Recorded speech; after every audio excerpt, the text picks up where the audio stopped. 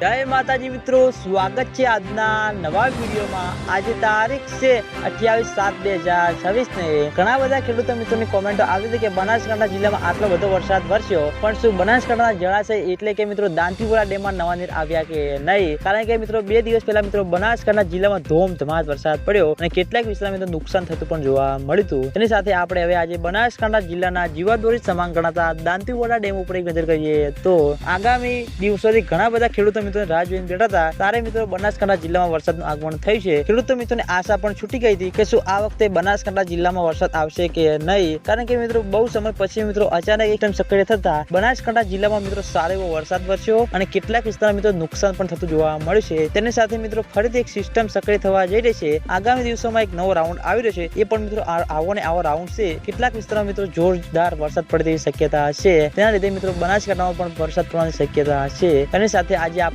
બનાસકાંઠા જિલ્લાના જીવાદોરી સમાન ગણાતા દાંતીવાડા ડેમ ઉપર એક નજર કરીએ તો હાલમાં દાંતીવાડા ડેમની સપાટી 570 ફૂટે છે અને દાંતીવાડા ડેમની ભયાનક સપાટી 604 ફૂટ છે।